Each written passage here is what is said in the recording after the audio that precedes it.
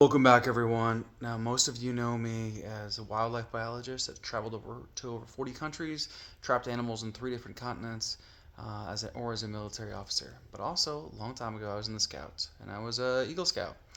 And so, if you're not tracking for today's political and military news, there has been a decision from Pete Hegseth talking about the departure of the Secretary of War from the organization formerly known as the Boy Scouts of America. And the big question is, what happened to this once gigantic outdoor powerhouse? If you guys don't know, if you don't know what Scout Jamboree is, National Jamboree in West Virginia, all logistics used to be taken care of by the guard there. Think about that. The Army was involved there. So let's start about the glory days. Now, this is before I was in, but the Boy Scouts peaked in the 1980s, hitting around 4 million youth members.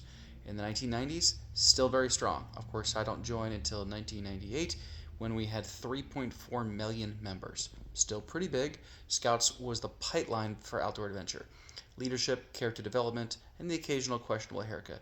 I loved wilderness survival. I loved being outside. I spent a lot of great times with a lot of great people out there. Now, membership today, under a million people, and that's total. Then it was just Boy Scouts. That's all throughout Cub Scouts, everything. So this is a massive drop, over 75% of membership down. Across multiple decades, of course, long before the organization changed its name or broadened its membership policies. So why? A lot of things happened. Changing family structures, busy schedules, the rise in sports specializations. I can tell you as a kid, it wasn't like every hotel you went to would be full of every parent has to pay thousands of dollars to try to get their kid into scholarships. But they're just spending all these money on scholarships. That's another story. Digital distractions with cell phones, schools cutting back on promoting clubs and community groups. Scout leaders are aging out faster than any be replaced. I've gone back and tried to volunteer a few times, and I'll talk about that later. In the middle of all this, BSA made a series of controversial policy shifts. They included, of course, allowing girls to join, rebranding Scouting America. They said that homosexuals could be scout leaders, and people saw some of these as necessary survival, and some of them saw them as losing their identity. Either way, membership numbers didn't bounce back.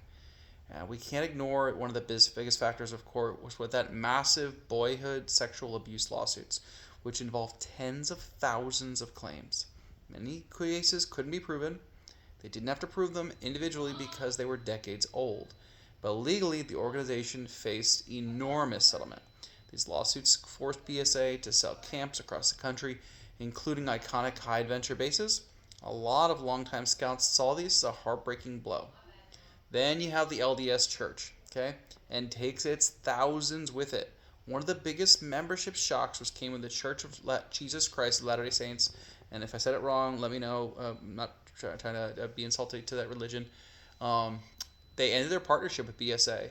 For more than a century, LDS units made up a huge portion of Scouts. One out of every 5 Scouts nationwide. And what did they do? They created their own all-boys program, which now has over 60,000 members, and it's just a boy program, camping and back to what Scouting used to be. Uh, it's another huge factor in the collapse of BSA. And I've talked to only one person who has he's Jesus Christ of Latter-day Saints member, and he said that his boys love it. But again, I'm not biased. I don't know very much about it. Then you have Parents First Scouts, the modern troop program. Now, let me tell you a personal story. Age 16, I hiked 90 miles around Denali National Park as a scout. We camped, salmon fished. We prepped for bears.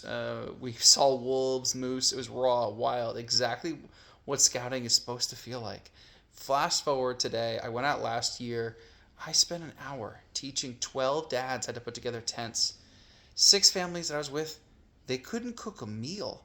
There was a dad, he just brought hot dogs and didn't know how to cook them. He just had cold hot dogs, and that's what him and his kids were eating. He's like, oh, I don't know how to cook anything. Can you help me? Sure, I'll help out, but guys, this is not what Baden Powell had in mind. Another challenge, a lot of families treat scouting as like a resume builder instead of an adventure. Some parents look at it as like a daycare. They want to just drop their kids off. They don't care. Eagle Scouts used to be a byproduct of a kid who lived outdoors, learned skills, and led real projects. Now, some families, it's the goal: a ticket for college applications, military enlistment points. And when parents run everything, kids just don't learn much. And when kids don't learn, they don't stay. So Pete Hegseth staying away from the organization was a symbolic to a lot of people, and it wasn't just a political move. It highlighted how uncertain the identity of the organization is now. Is it still a traditional outdoor program? Is it a co-led leadership pipeline? Is it trying to be everything to everyone? One idea that could possibly avoid this, of course, create two parallel paths: a boys' Eagle Scout and a girls' program with rank equal prestige. Call it Eagle Scout, equal in rights, global, and equal impact. So I also worked as a healthcare supervisor, as a medic at a camp in Sokol, California, for an all-girls Girl Scout camp. Again, one of the biggest complaints I heard is that, hey, the Gold Award, that was their big thing, but they wanted something like an Eagle Scout. I don't know why that was never allowed. So keep the identity of each program, honor history, tradition, but don't block opportunities. Instead, the organization tried to merge everything into one and lost longtime members in the process. So is this the end of Boy Scouts? Honestly, I don't know if it's the end, but it's definitely an identity crisis. There's an enormous love for outdoor adventure in this country. There's still demand for leadership training. There's still millions of alumni who would come back if the program felt like the one they grew up in. If Scouting America can rebuild the real outdoor adventure, keep those real skill building, real service, we might see a revival. Until then, I'll be over here. Of course, I'll be helping people put up tents if they need help. I've got my Eagle Scout badge on my shirt. It may not be shiny, but the memories still are. Let me know what y'all think.